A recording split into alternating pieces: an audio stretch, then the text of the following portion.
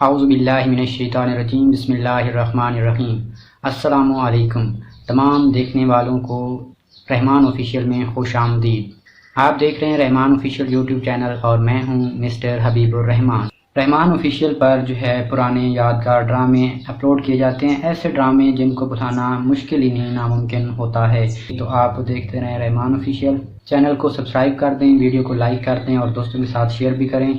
तब तक जो है मैं आपको बताता चलूँ कि ना सिर्फ हम एंटरटेनमेंट के लिए आपके साथ साथ होते हैं, बल्कि एजुकेशन में भी हम किसी से पीछे नहीं हैं। हमारे दूसरे चैनल जिनका नाम तालीम की दुनिया यूट्यूब चैनल है, जो कि बड़े स्टूडेंट्स के लिए है, और तालीमाबाद स्कूल जो कि छोटे स्टूडेंट्स के लिए यूट्यूब चैनल है, उसको भी आप ज़रूर विज़िट करें। उनकी लिंक मैं डिस्क्रिप्शन में दे दूँगा, आप वो वीडियोस भी देखें, यकीनन वो भी आप लोगों के लिए बहुत हेल्पफुल होंगी। देखते रहें रहमान ऑफिशियल यूट्यूब चैनल और हमारे मज़ीद यूट्यूब चैनल भी विज़िट करते रहें। शुक्रिया।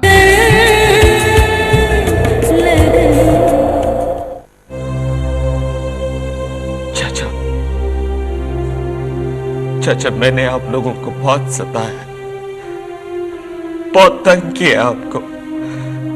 चाचा, चाचा एक दफा, चाचा एक दफा मुझे माफ कर दे चाचा।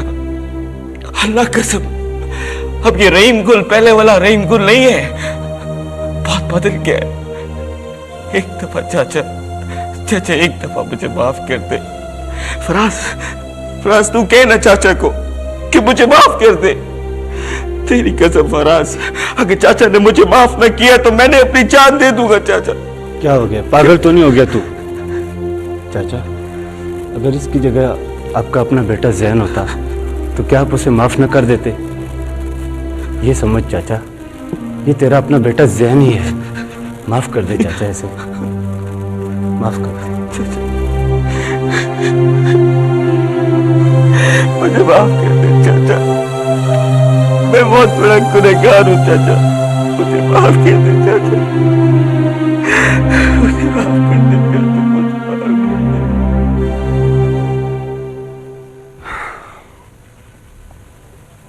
अब तो तुम्हारी बेगुनाही के भी तमाम सबूत मिल चुके हैं। तुम आज़ादी के साथ अपनी मंजिल की तलाश में जा सकते हो। अरसलान भाई, जिस तरह से आपने मेरी मदद की है, मैं सारी जिंदगी से फरामोश नहीं कर सकता। ज़ैन मेरे भाई, इंसान के बस में कुछ भी नहीं होता। ये तो कुदरत का निज़ाम है, जिसकी वजह से हर इंसान दूसरे इंसान की मदद करने की कोशिश करता रहता है, बशर्ते कि ऊपर वाला राजी हो। क्या देख रहे हो? देख रहा हूं कि कुदरत भी क्या खूब एहतमाम करती है, जख्म भी देती है और फिर मरहम भी अता करती है। इस्लाम भाई, अगर आप मेरे साथ नहीं होते तो शायद मैं इन जख्मों की ताब न ला सकता। ज़ैन, जख्मों के साथ जीना सीखो। जख्म तो जगह जगह से मिलते हैं, हाँ, मरहम किसी किसी जगह से नसीब होता है। देखो ना, मेरा मिशन था कि मैं तुम्हारे रास्ते में आने वाली तमाम दीवारों को गिरा दूं, वो पूरा हो गया। मुझे यहां से बहुत दूर जाना है। क्यों? कहां?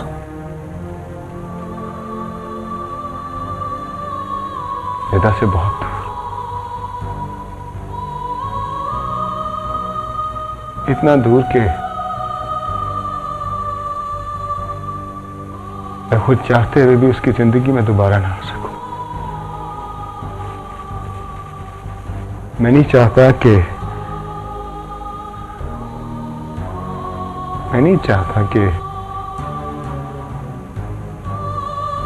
मेरी वजह से उसकी हंसती बसती जिंदगी डिस्टर्ब।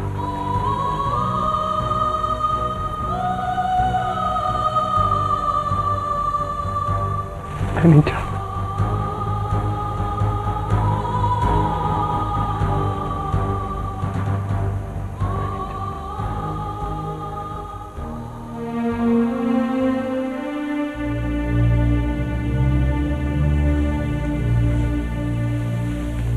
अब तबीयत कैसी है?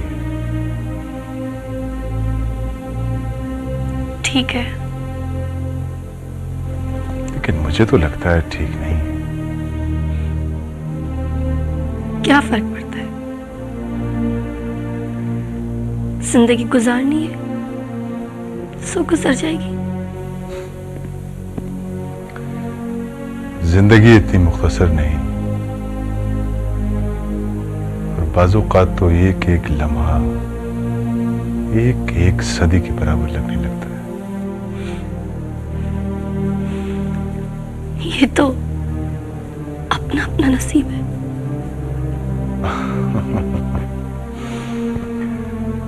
सारी बात नसीब पर डालकर हम खुद को हालात के धारे पर नहीं छोड़ सकते।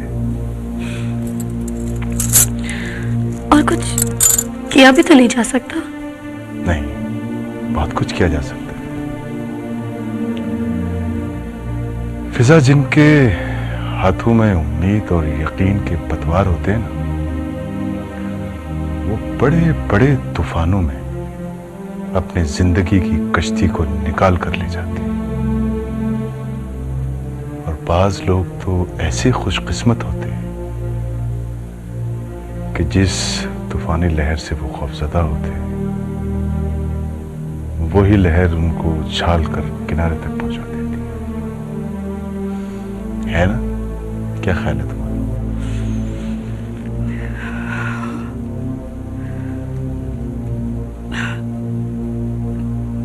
क्या मामा के यहाँ जा सकते हैं?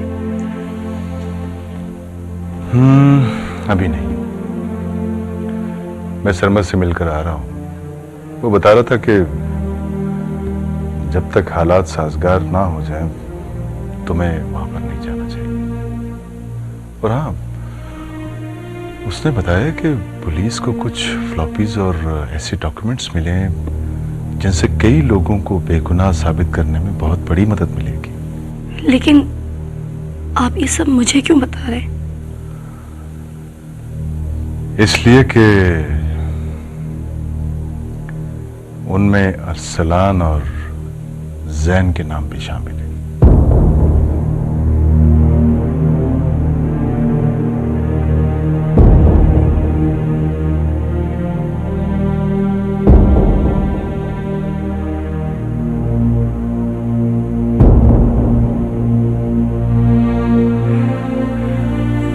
वो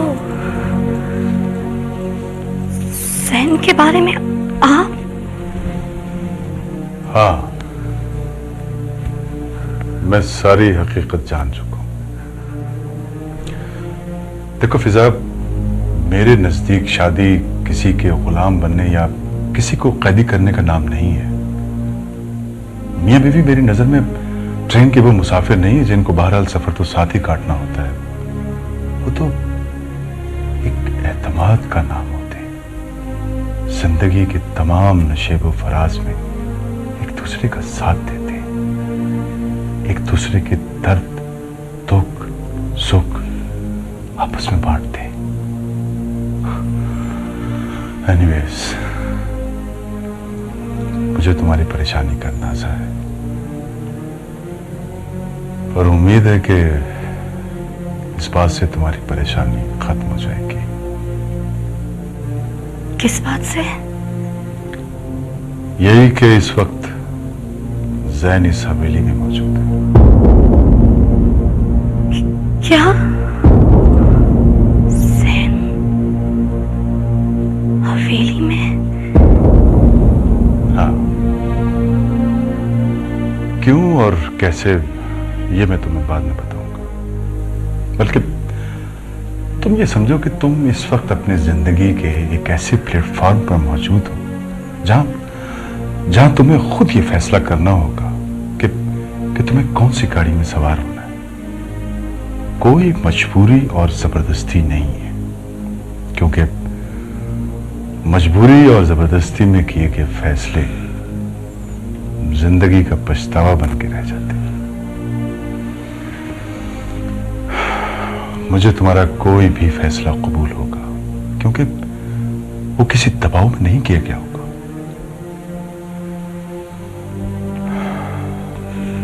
जैन इस वक्त बाहर मौजूद है, तुम चाहो तो उससे मिल सकती है। मुझे कोई एतराज नहीं होगा। हाँ हाँ, जाओ उससे मिल लो जाके।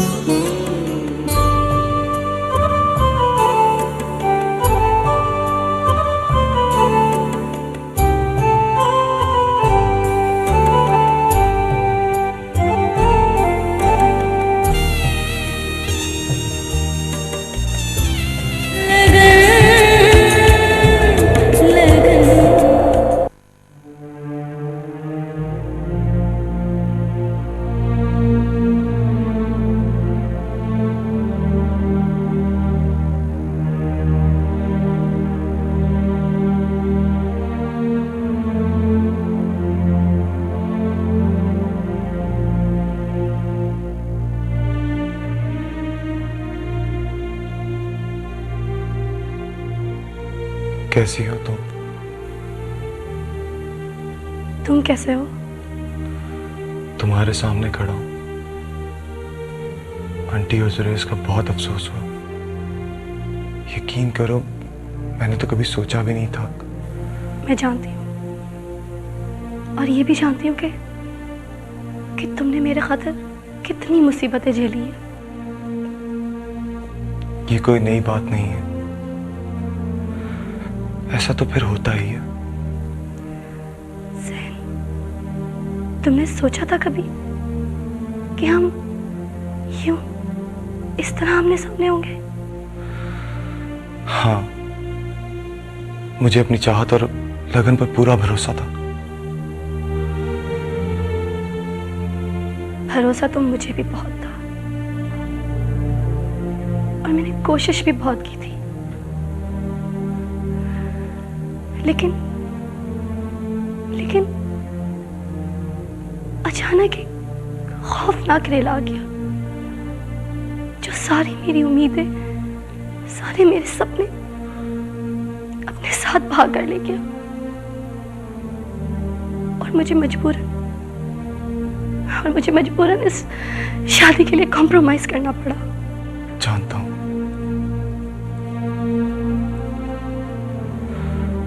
कभी कभी इंसान बहुत मजबूर हो जाता है और उसे बहुत से फैसले अपनी जात के खिलाफ करने पड़ते हैं। लेकिन हालात एक से नहीं रहते, और ना फैसले। ये शादी तो एक एग्रीमेंट था जिससे मंसूर वाकिफ ही नहीं थे,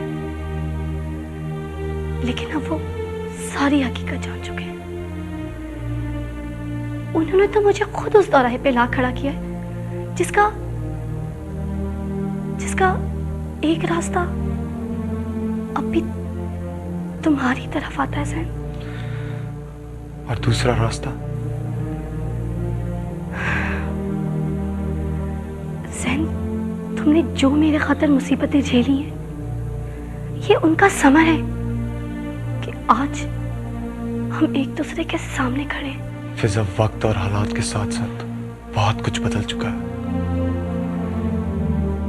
मालम जब्बा की बर्फपोश पहाड़ियों से निकलकर बात मंसूर अली खान की मजबूत हवेली तक आ गई है,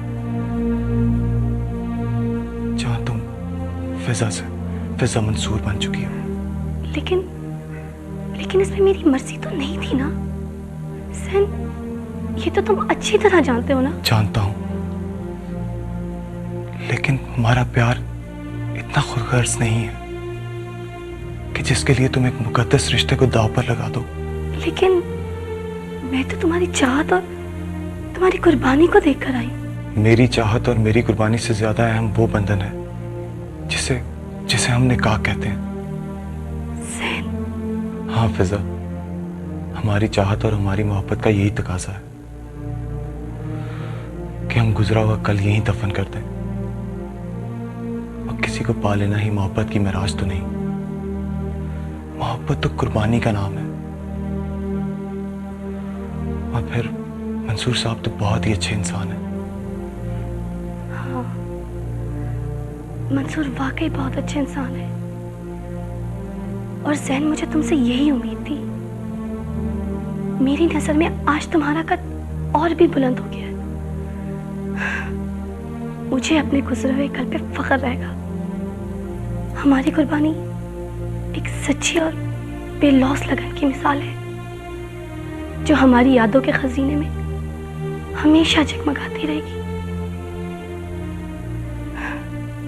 एक सच्ची लगन की तरह। शायद किसी की सच्ची लगन मेरा इंतजार कर रही है। हाँ जैन। तुम अपना ख्याल रखना, ख्याल रखना। अल्लाह हाफ़िज़।